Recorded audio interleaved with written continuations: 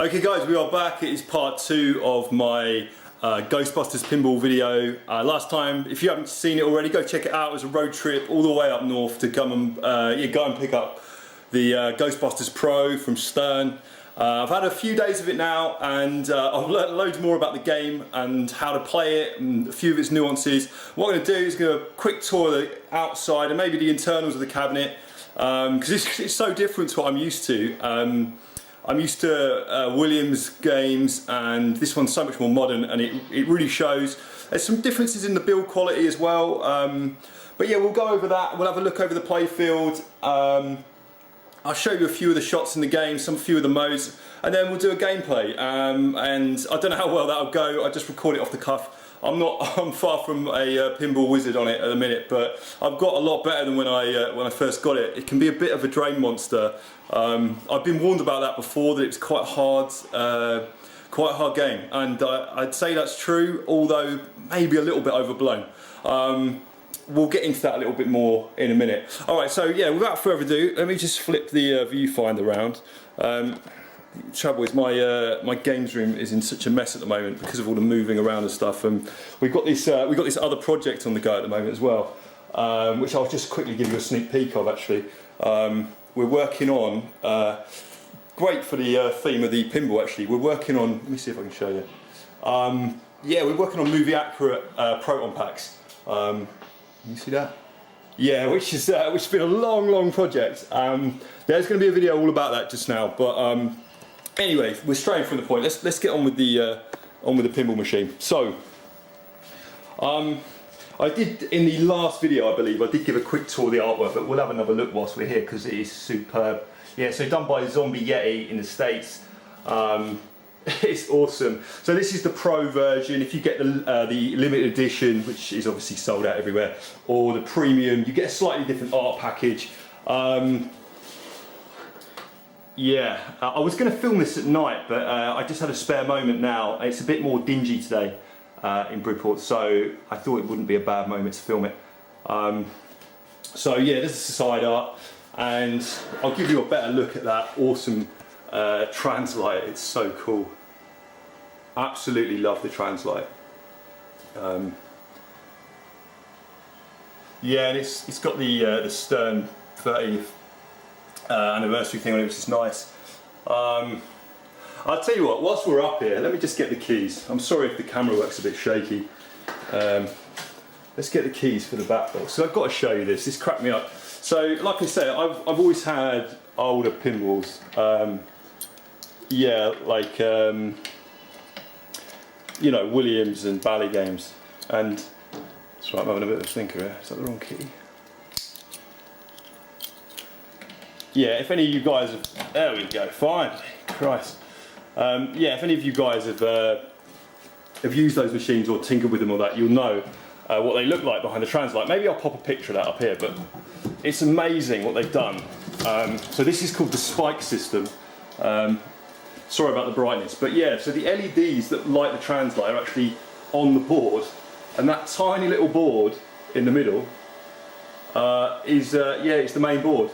And the power supply, unlike Williams games, which is usually down the front, is actually in the back box, which is awesome. So yeah, it runs off of like most of the communications are there, two RJ45 connectors going down to the playfield, which is just so, it's so simple, a lot less intimidating looking than perhaps the older games. So there's that. Can I be asked to flip up the playfield? I don't know if I can. I'll tell you what I'll do, instead of doing that. There's not a lot of point in doing that. But we'll have a look in here if I can light it up a bit. So yeah, you've got your coin box here. Controls in the same way as the older games. Now this threw me off a little bit when I first got it. So inside, anyone that's used the older games, you know there's like a lock bar here to pop this off, and this one you've got these two kind of it's like, sorry, I don't know if you can see this properly, but you've got these two like latches. I've actually just put that one back on because I've just had the glass out, and we'll do the same with this one. So yeah, I don't know why they changed that. I don't know what the thinking was there. maybe it was cheaper. I guess that is what it is. Anyway, yeah, not a lot you can see in there. I'm a little bit reluctant to lift out the playfield because, well, I'm filming with one hand and I think it might be a bit of a nightmare. So anyway, a proper look over the playfield this time. Firstly, let's sort of zoom out. You get the whole thing. So it's so bright, this thing, and so loud as well. Like the stereo sound out of these. I mean, it goes up to something like 40 volume or 50. And honest to God, I play it on 1 or 2 maybe, and it's so loud, which is yeah, which is great. So anyway, the playfield, Mr. Stay Puft at the back. He is actually a mode within the game. You've got like the city here around the pop bumpers. You've got the ghost house, which you can upgrade that if you want to a more 3D one. The railroad, which is the left ramp here. And of course, Slimer, he's a big part of the playfield. So he's a bash toy, and he will, if you hit this target here, he'll lower down, and you've got to then hit him 3 times, quite hard as well. I know they had problems with the original Slimer mechanism, that the hits weren't registering, but this is a later one, so they do tend to register pretty well. As you hit him, he leaves traces of slime around the playfield, which you need to clear up for points and things and other stuff. That's another cool thing about this game. These arrows here, the LEDs in those, they're colour changes, so they can represent different things or 2 things at once by alternating between colours. So it just adds that little bit of yeah, a little bit more depth to the gameplay, I suppose. So there we go, guys. That's the sort of playfield. The artwork is absolutely fantastic, and the complexity of the game as a whole is just so good. There's just so many different ways of playing it, so many different things you can do. Down here, you know, you've got collecting ghosts, which you do in all sorts of ways as you play it, and you can build your way up and work your way up to we came, we saw, we kicked its ass, or we're ready to believe you. It's got, I think, 2 or 3 different multi-balls on it, the storage facility multi-ball, which hopefully I'll get started in my little gameplay in a minute. But yeah, the attention to detail on this machine is just superb. So there's Lois Tully there, Dana Barrett over here. The library, again, you can upgrade that to a kind of 3D one, and I would consider that actually, because it does look cool. And when you're sort of facing the machine head on, that library's kind of wasted because it's, you know, because it's just sort of 2D and flat. So if something a bit better there might be cool. And yeah, Ray's Occult Books is up here. Goes of the Gozerian, hidden up amongst the buildings up there. It's just a fantastic playfield, and combined with the LED package and the sound package, you've got a really fun machine. It is, yeah, it's fantastic. So anyway, there we go. That is a quick look over Ghostbusters. Well, a slightly longer look, I suppose, than last time. I don't think there's much else to say. Other than this one is, I think I mentioned it in the other video, this one is in mint condition, it's untouched really. I mean, when I got it, the instructions and all the extras and stuff, they were still, yeah, they were still stapled in here, they'd never been removed, which, you know, it's just nice. It's nice knowing that it's so sort of new and fresh. So anyway, without further ado, let's do a gameplay and yeah, see how we get on. Alright, let's go. I've got it set on 4-ball, I tend to play 4-ball, it's kind of tournament play. We're going to have a crack at going up one of the story ladders. We're going to do Who Brought the Dog, Spook Central, Goes to the Gozerian, and Mr. Stay Puft. Hopefully. That'll be a damn good game if we get that. I'm going to try and get storage facility multi-ball as well, which is pandemonium, and you can stack the modes on top of each other. Let's see how we go. If it doesn't go to plan, maybe we'll mix it up a bit. Yeah, okay. So that's the first shot to start.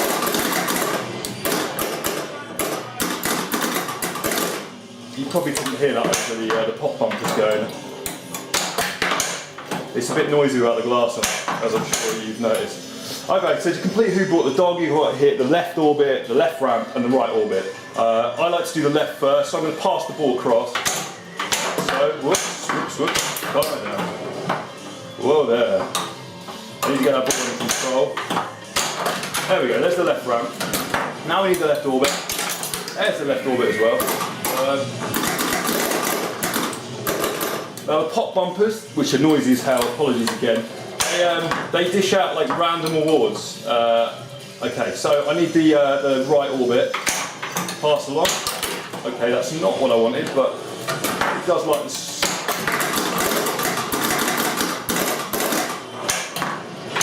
Alright, let's have another go at that. So we did like the storage facility there, so we can lock one of our balls from multi-ball. We need to hit that right orbit to finish okay who brought the dog.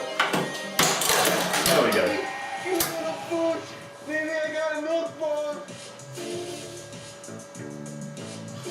Okay, cool. So because we finished who brought the dog on that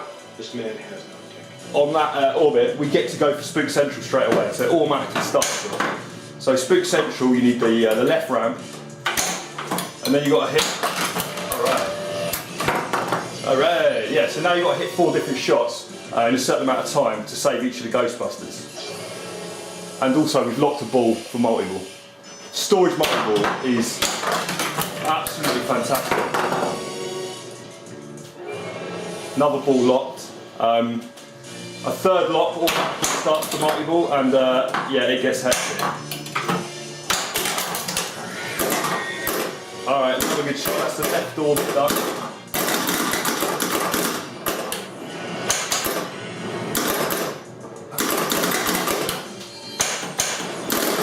My sincere apologies for how loud those pop bumpers are without the glass on. Alright, so next shot.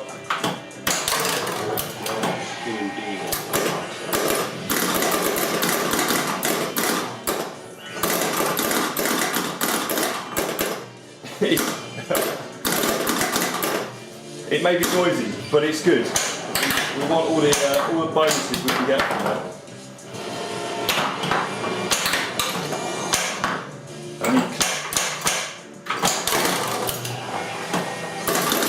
Alright, so the Stellari rolls have come up because I hit the captive balls there. Now to be honest, that's close. Now to be honest, the Stellari rollers are kind of a pain in the arse because they block your 2 shots. But hit them both down, you get a score and you get some extra ghosts. I'm going to try and ignore them and finish the Spook Central mode anyway. Alright, that's it.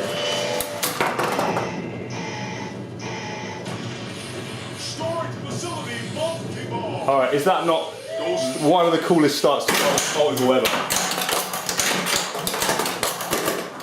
It gets a bit mental now.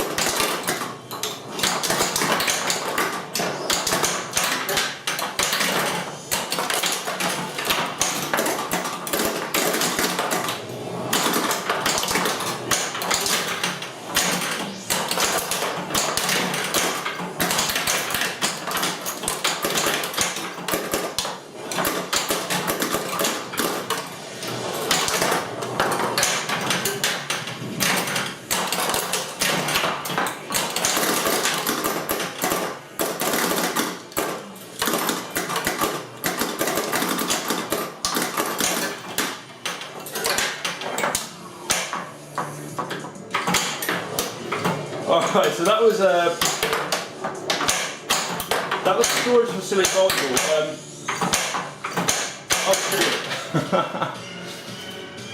I don't know how much you could hear me through that. So yeah, that was storage facility multi-ball. Now, I actually made a total pig's ear of it, but it's cool that we started it anyway. I got to show you guys.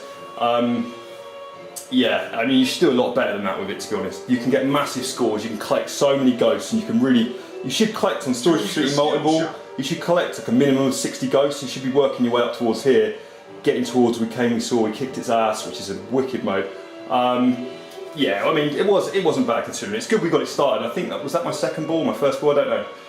But we're going to crack on, and we're going to keep working our way up this ladder here. We're going to try and get to Mr. Stay Puft. I don't know if we'll get there, but we'll try. Oh shit.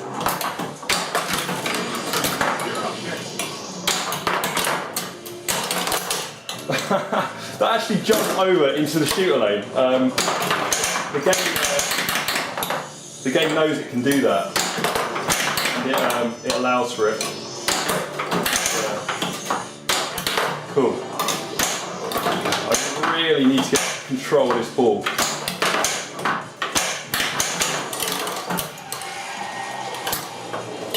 Yeah, I haven't had control of the ball in about a few minutes.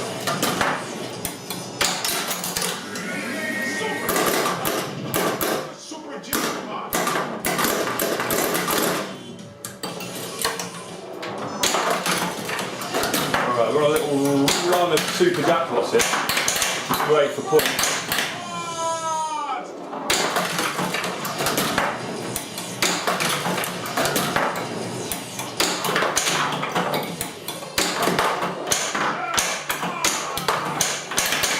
Right.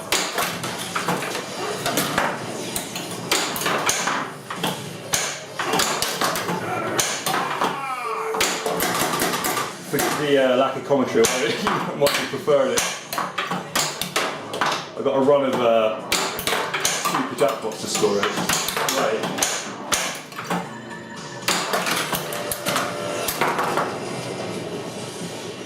Super jackpot! Okay, I think I didn't mean to do that actually. I've started, we've got one, which is flashing here. You've got to hit like left and right shots alternately with this mode. That's a bit annoying, but it's not the mode I was hoping to start, you know. This is the way pickups can go sometimes. Shit. Oh, fuck me. I knew straight away when I sort of crept up the centre lane there that was going to come down the middle. I probably should have given it a nudge. Okay, so we got one going. Yeah, what happened was I brought Slimer into the game by hitting the ghost. He came in. If you hit him 3 times, he lights all the options. And when I was hitting my jackpots, I accidentally hit we got one as well. It doesn't matter. It's all good. Hopefully, I've forgotten what ball we're on, but hopefully we can get to Master Stereo multi-ball. Yeah, we need another. I don't know. I'm probably pushing it actually. Let's see.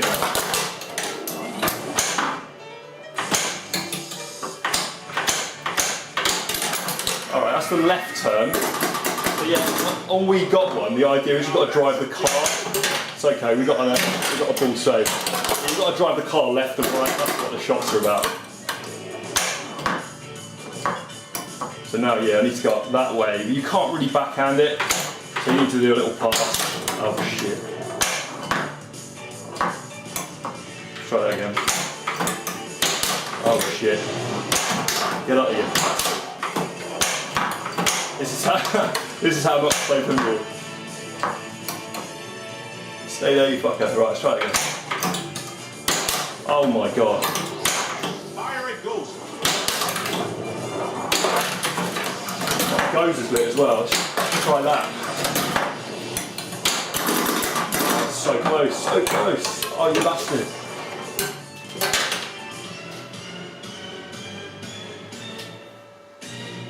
I think that must be the final. No, we've still got one. Okay, great. Alright, let's try and get that. Yeah, this is my final ball. Yay, finally. It took like 10 tries to get that. Oh no. You're asking for trouble doing that. Yeah, you idiot. That sucks. Anyway, I wasn't like, considering that was my first crack at doing it on camera, that's not my worst game possible. I got to see a few modes, possibly didn't get it quite as hard as I wanted. Maybe when I improve at the game, I'll do another one and try and, you know, show off some more of the features, because that is like scratching the surface. Right then guys, there we go, that wraps it up. Thanks for checking out the video. Sorry about the crap lighting here, I know I look like a silhouette. I can't be asked to go and get the lamp from the other room. Yeah, as you can tell, I'm absolutely thrilled with the Ghostbuster. I think it's a brilliant machine, and I really didn't even sort of crack the surface of what it can do and the different things you can do on it with that fairly dodgy attempt at playing it. But I have been getting better. It takes practice. That wide flipper gap, yeah, it can be quite challenging, and you don't want to be making too many sloppy shots, really. I certainly found when I first started playing it, I found it a bit of a drain monster, and it can be quite frustrating, I think, if you don't know the machine that well. But it's cool, man. It's a John Trudeau design, and I tend to like John Trudeau games. I mean, my last machine was Creature, of course, which is probably his most famous game. And yeah, it's a really, really well designed machine. So awesome times. Alright guys, I'll be back very soon with another video. I've got a couple of more arcadey type videos that I'm going to be doing, and also pinball videos. So yeah, subscribe to see those, and I will see you in the next one. Cheers guys, bye bye.